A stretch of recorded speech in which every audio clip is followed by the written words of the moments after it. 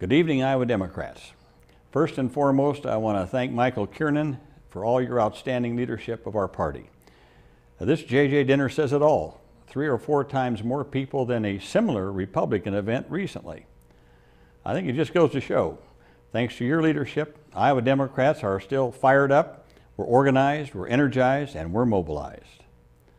I also want to salute our great governor, Chet Culver. No Iowa governor in memory has confronted the challenges that he's faced. The worst flooding in Iowa's history, the deepest national economic downturn since the Great Depression, a budget crisis. But Chet Culver has risen to every challenge with steady and courageous and can-do leadership. He has indeed proved his mettle.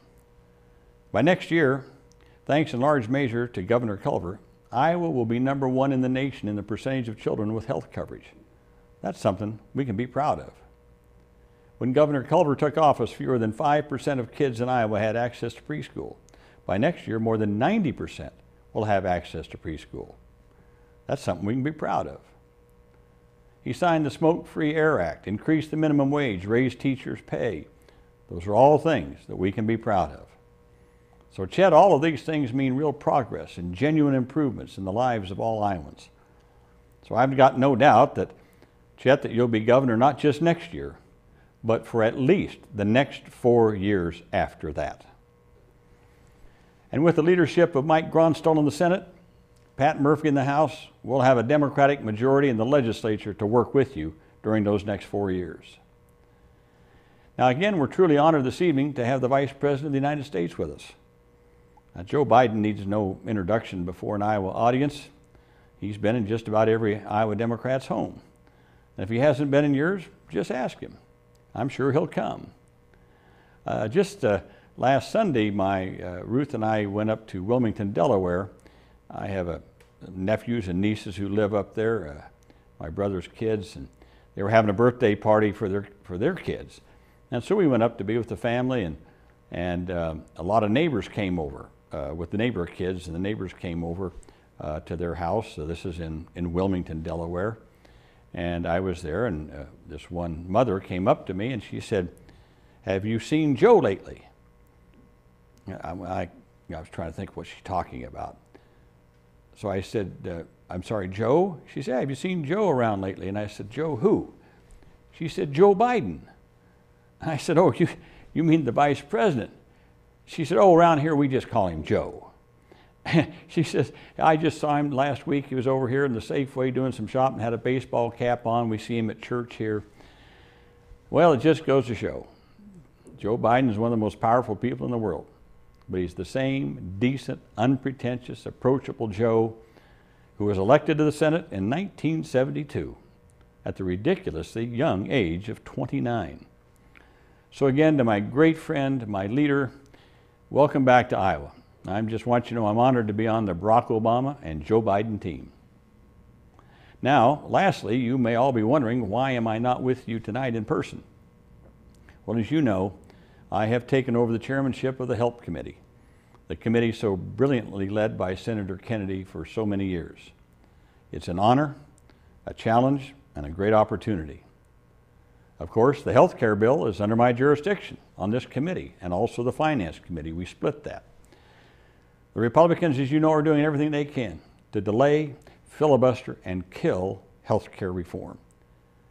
The first step in that delay is to filibuster the motion to even go to the bill. So about the time that you're sitting down to dinner here in Des Moines, the Senate will be voting at 8 p.m. in Washington to go forward with the debate and amendments on the bill. It's our first hurdle, and I believe we're going to have the 60 votes we need in order to proceed. We're going to tell the Republicans, you can delay us, but you can't stop us. I'm helping to lead this job with my good friends Chris Dodd, Max Baucus, my classmates from the class of 1974 when I first got elected to Congress. And I want to tell you, we have a very good bill. This bill meets President Obama's requirement that it not add a dime to the deficit. Indeed, it will reduce the deficit in the next 10 years by $127 billion, and in the 10 years after that by another $650 billion deficit reduction. So at long last, the American people can now focus on the essential elements of health reform, all of which enjoy strong popular support. Think about this. This is a bill that's going to extend insurance coverage to almost 98% of Americans while providing subsidies to those who can't afford it. It's going to ban health insurance company abuses like denying coverage for pre-existing conditions. It will stop insurance companies from dropping people who get sick. It will put an end to annual and lifetime caps on coverage, a major source of bankruptcy for ordinary Iowans. And it will include a strong public option, something that I have fought very hard for. This will ensure competition, give consumers a real choice. Our bill will allow your children to stay on your policy through age 26. And something I have strongly championed, this bill includes a sharp new emphasis on wellness and prevention. It will begin to transform our current sick care system into a genuine health care system, one focused on keeping people healthy and out of the hospital in the first place. Friends, this is a bill worth fighting for. You know, under President Roosevelt, we had the New Deal. Under President Truman, we had the Fair Deal. Now with this bill under President Obama, we'll have the good deal, a good deal for the health and well-being of every single American citizen. I'm confident the Democratic caucus will hold together. This is a team effort. This is going to be an historic vote on the centerpiece of President Obama's agenda. It will achieve what we Democrats have tried and failed to achieve since Harry Truman was president.